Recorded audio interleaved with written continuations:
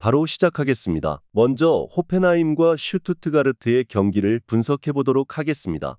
호펜하임 독일 1부 7위 무패승 승패입니다. 카박과 브룩스가 지난 경기에서 모두 퇴장을 당한 것이 상당한 타격이 될 듯합니다.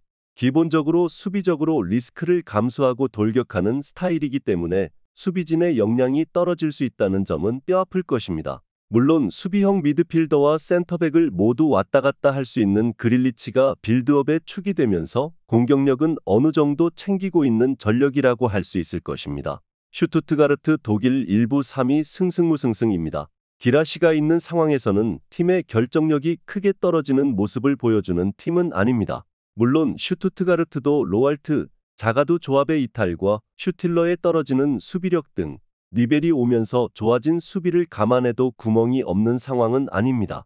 호펜하임과의 매치에서도 대부분은 난전이 나오는 등 수비면에서 아주 인상적인 매치는 많이 없었습니다. 승부에서는 호펜하임이 센터백 2명이 퇴장당한 여파가 클 수 있다고 보기는 하지만 공을 앞으로 굴리는 스킬에 대한 신뢰 정도는 해줄 수 있을 것으로 보이고 슈투트가르트도 수비적인 약점이 아예 없는 팀은 아닙니다. 두 팀 대진에서는 전반적으로 난전 양상이 잦기도 했습니다. 오버 3.5를 추천합니다. 다음은 맨시티와 뉴캐슬의 경기를 분석해 보도록 하겠습니다. 맨시티 잉글랜드 1부 3위 승승승승무입니다. 로테이션을 돌리지는 않을 듯합니다. 다음 주가 A매치 휴식기라는 점도 있고 카라바오컵에서 뉴캐슬 상대로 과감하게 로테를 돌렸다가 당한 경우도 생각해야 할 것입니다. 물론 풀 전력으로 나온 경기에서는 뉴캐슬을 상대로 올 시즌에만 2승을 거두기도 했습니다. 물론 에데르송의 부상으로 오르테가가 나온 상황에서는 빌드업이 제법 불안한 모습이었는데 높은 위치에서 압박하는 팀에게 당할 가능성도 점쳐지는 중입니다. 뉴캐슬 잉글랜드 1부 10위 무패무승패입니다. 일단 뉴캐슬이 원정에서 약하다는 점은 지난 첼시전에서도 증명했습니다. 특히 에너지 레벨이 떨어진 상황에서 간격 커버를 매우 힘겨워하는 모습이었고 준족인 선수들이 나오자 뒷공간을 상당히 쉽게 공략을 당하는 모습이었습니다. 상대 엔트리에는 도쿠, 홀란드 등 스피드로 뉴캐슬의 나이 많은 수비수들을 기동력에서 압도할 수 있는 자원들이 많은 상태입니다.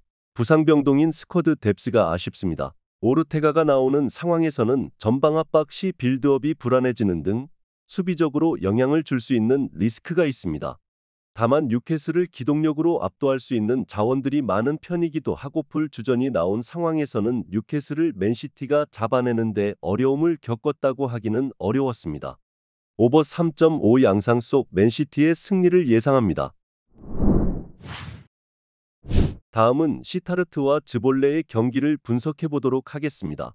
시타르트 네덜란드 1부 12 패패승승무입니다. 홈에서 매우 강한 전력입니다. 일단 에너지 레벨을 올려서 공세적으로 플레이를 하는데 홈에서는 이를 바탕으로 골 기록을 양껏 끌어올리는 것이 잘 통하고 있습니다.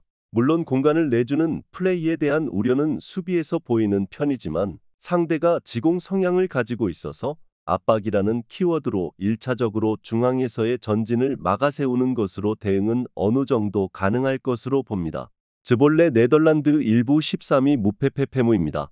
생각보다는 미드필더 진영에서 공을 소유하면서 전진하는 것을 선호하는 편입니다.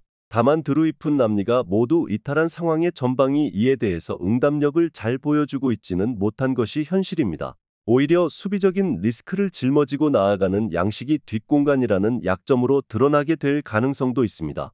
시타르트가 압박과 직선적인 플레이에는 상당히 일가견이 있는 편입니다. 홈에서의 강한 압박과 공격성이 상당히 괜찮은 전력이고 수비에서의 약점도 압박으로 1차적인 저지선을 구축할 수 있다는 것은 팀의 장점으로 이어질 것입니다. 즈볼레가 미드필더진에서의 공소유에 비해서 전방의 응답력이 뚜렷하게 나타나고 있는 상태라고 하기도 어려운 모습입니다. 시타르트의 승리를 예상합니다. 다음은 엑셀시오르와 발바이크의 경기를 분석해 보도록 하겠습니다. 엑셀시오르 네덜란드 1부 15위 패패패패패입니다. 페럿이 생각보다는 롱볼 상황에서도 효율을 보여주는 팀입니다. 하지만 롱볼의 한계 상정교함을 내려놓고 플레이를 해야 하고 현재 수비력으로는 한 골 가지고는 승리를 장담하기 어렵다는 점이 상당히 치명적일 듯합니다. 특히 강하게 프레스를 걸어오는 상대로는 3선 아래의 플레이가 매우 혼란에 빠지는 등 수비에서 총체적인 난국 양상을 극복하고 있지 못합니다. 발바이크 네덜란드 일부 16위 승패 패승입니다. 발바이크가 하위권 상대로는 꽤 공격적인 플레이를 선보이는 편입니다. 15위 이하의 팀을 상대로는 모두 멀티 득점을 기록하는 모습이고 패배 없이 좋은 흐름을 이어가고 있습니다. 물론 강한 공격성이 압박으로 이어지는 상황이라서 후반전에 찾아오는 페이스 저하에 대한 우려는 있는 전력입니다. 중앙을 장악하고 화력으로 찍어 누르는 것이 가장 안전한 승리 플랜입니다. 수비에 대해서 현재 보여주고 있는 엑셀시오르의 난조가 심각한 모습입니다. 중앙을 잡아먹고 전진하는 팀에게도 약점을 크게 보이는 편인데 발바이크가 적어도 15위 이하의 팀을 상대로는 공격성을 숨기지 않는다는 점이 상당히 까다로울 것입니다. 발바이크의 승리를 예상합니다. 마지막으로 비테세와 알메러시티의 경기를 분석해 보도록 하겠습니다. 비테세 네덜란드 일부 17위 패무승패패입니다. 공격적으로 운영하는 팀인데 골이 들어가지 못하면서 되려 수비적인 난조만 생기고 있는 상황입니다. 애초에 비테세의 플레이 스타일은 수비적으로는 실점을 허용한다고 하더라도 이를 득점력으로 커버를 하는 방식입니다. 결국 슈팅이 나오는 것에 비해서 득점력이 떨어지는 현재 페이스가 유지된다고 한다면 당연히 승리는 어려운 전력입니다. 알메러시티 네덜란드 일부 12위 무승패무무입니다. 알메러시티도 득점력이 장점은 아닙니다. 2부에서는 나름 정교하게 중앙에서 만들어가는 플레이를 선보이기도 했지만 올 시즌에는 숏패스 시도와 패스 성공률이 모두 하위권입니다.